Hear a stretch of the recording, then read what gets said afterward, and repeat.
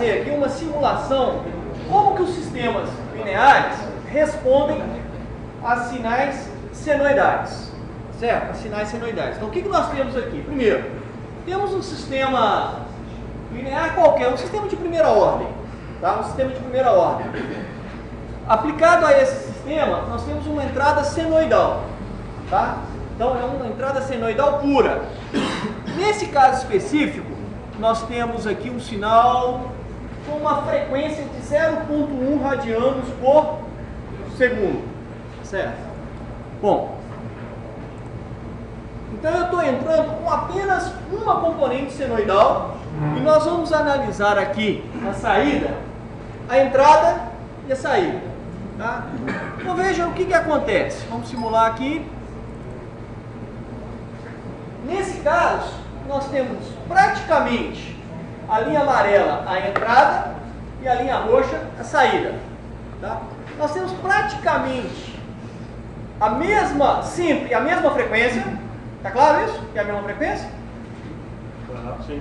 A mesma frequência que entrou, saiu, e só está me interessando aqui, gente, o regime permanente. A mesma frequência que entrou, saiu, a amplitude praticamente a mesma, com uma pequeno atraso, uma pequena defasagem entre entrada e saída. Bom, mas isso foi para essa frequência. Será que todas as frequências do sistema respondem da mesma forma? Vamos ver? Tá? Então vamos lá. Vamos colocar aqui agora uma frequência de 0,5, tá? 0,5 radianos por segundo.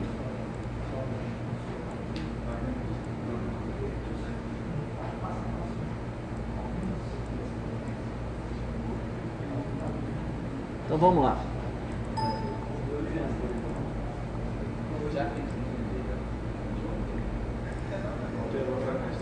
Não alterou.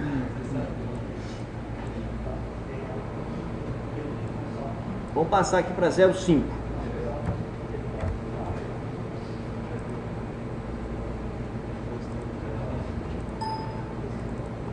Bom, veja. O que a gente pode observar?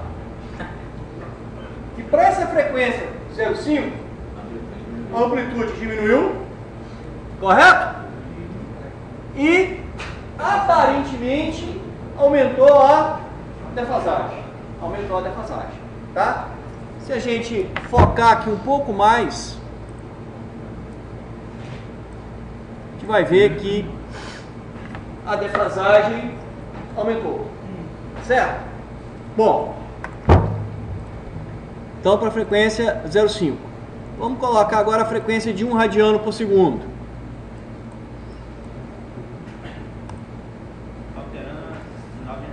A frequência do sinal de entrada. Veja. Amplitude diminuiu. A defasagem aumentou. Certo? Tá? Assim vai. Se eu aumentar mais a frequência, vamos passar aqui para 2 radianos por segundo.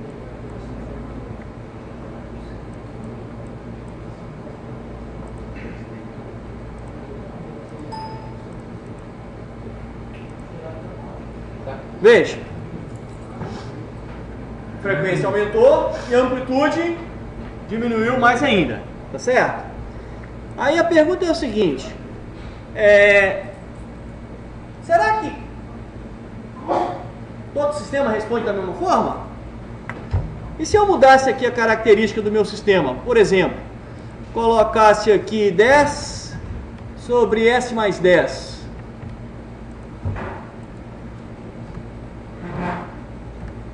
ok? E mantivesse aquela mesma frequência de entrada.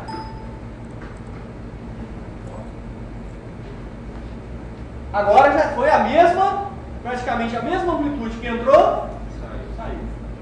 Certo? Mas continuou tendo na saída um sinal senoidal. E também defasado, com um pequeno atraso. Tá certo? Então veja, nós sabemos que eu posso representar qualquer sistema, qualquer sinal no domínio do tempo como a soma de senoides. Então, a análise da resposta em frequência do sistema nos permite conhecer características desse sistema. É isso que nós vamos querer saber. Como fazer para, dado o sinal de entrada senoidal, eu saber qual que é o sinal que eu vou ter na saída? Uma coisa eu já garanto.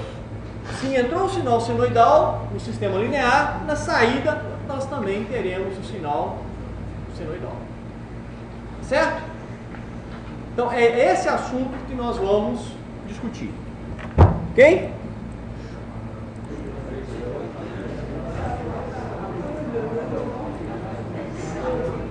Então, gente,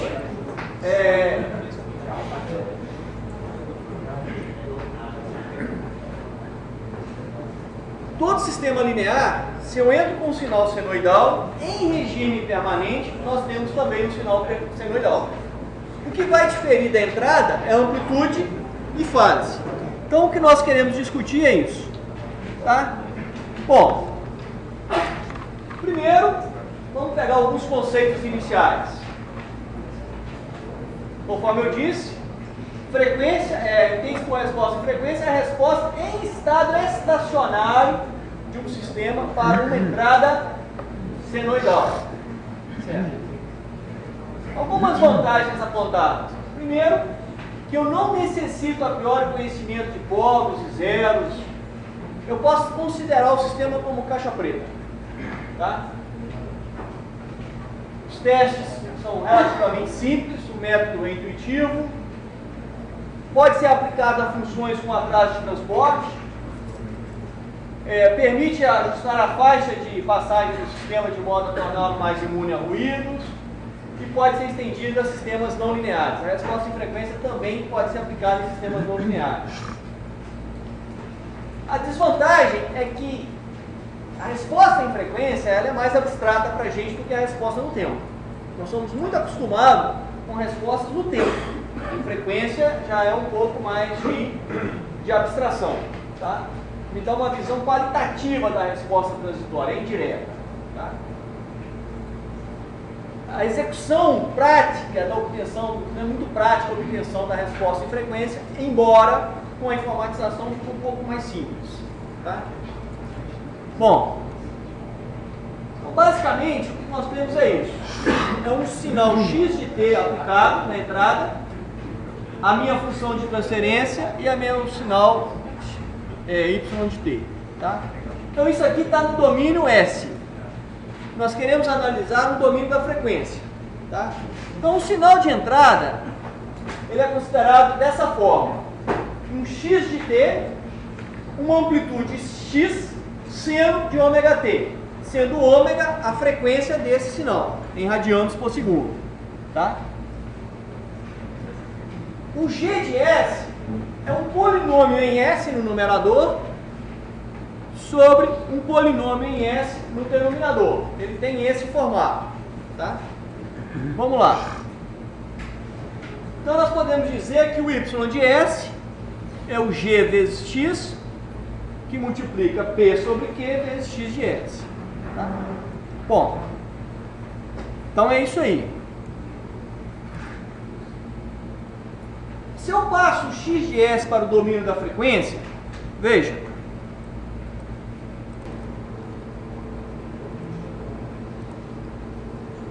Então, veja. O que nós estamos fazendo aqui nessa expressão? Nós substituímos o x de S pela transformada de Laplace do x de t, que é ômega vezes x, S ao quadrado mais ômega ao quadrado. Essa é a transformada de Laplace do sinal senoidal, que é o x seno de ômega t. Então, a transformada de x seno de ômega t tem essa expressão. O que nós queremos discutir? Nós queremos discutir o que vai ter na saída y quando eu tenho na entrada um sinal senoidal. É essa demonstração que nós vamos fazer aqui agora. Tá? Nós já sabemos pela simulação que o y em regime permanente, será um sinal senoidal, certo? Nós já sabemos disso, nós vimos na simulação, mas nós queremos fazer a demonstração matemática disso, ok? Então vamos lá. Então veja só, se a gente expande em frações parciais, o que nós temos? O que nós temos expandindo em frações parciais? Eu vou ter em cada denominador os polos da minha função Q de S, mais os polos dessa função de transferência aqui, ó, que é S mais J ômega e S menos J ômega. Olha, veja. Essa função aqui, ó, os polos dela, veja, S ao quadrado é igual a raiz quadrada de menos ômega ao quadrado. Então, S dá mais ou menos J ômega. Então, quando você expande em fração parcial, aqui eu tenho um polo, que é o S mais J ômega, e aqui a gente tem outro polo, que é o S menos J ômega. Esses polos aqui, ó, S mais S1, S mais S2 e S mais Sn, são os polos devido ao G de S. E esses coeficientes B1, B2, B3 até Bn são os resíduos da função quando a gente, ao eliminar esse polo, substitui o polo no restante da função. Então são os resíduos dessa função. Tá ok? Então vamos lá. Continuando aqui a nossa demonstração. Tá? Então vamos lá. Passando para o domínio do tempo, o que vai acontecer? Veja. Esse primeiro polo é o resíduo, o A barrado é o resíduo desse polo. O A é o resíduo desse, e assim vai. Então quando você passa para o domínio do tempo, veja o que acontece. Isso aqui, no domínio do tempo, vai dar algo dessa forma. B1 é elevado a menos S1t. Isso aqui vai dar B2 é elevado a menos S2t. E essa expressão, no domínio do tempo, dá A elevado a menos J ômega t. Okay. Veja.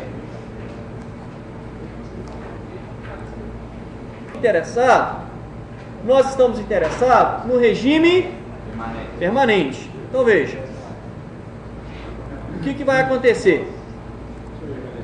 Se eu estou em regime permanente, essa primeira parte aqui, ó, vai para zero, tá certo?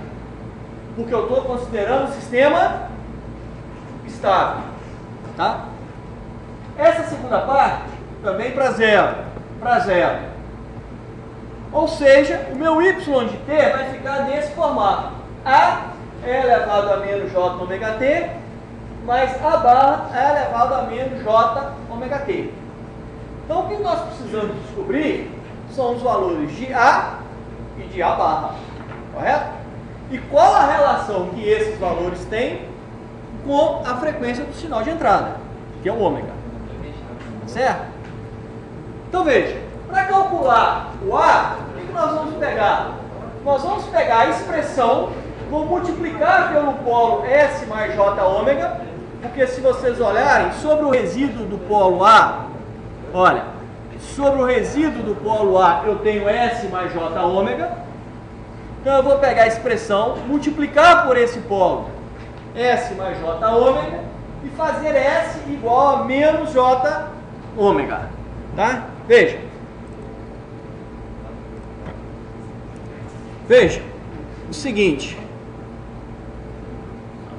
isso aqui, ó, S ao quadrado mais ômega ao quadrado, pode ser escrito como S mais J ômega, que multiplica S menos J ômega. Então, se eu multiplico esse por esse, eu vou cancelar esse com esse, e vai ficar ômega x sobre S menos J ômega, E nós vamos fazer S igual a menos J ômega. Certo? Esse é o procedimento. Ao fazer isso, o que vai acontecer?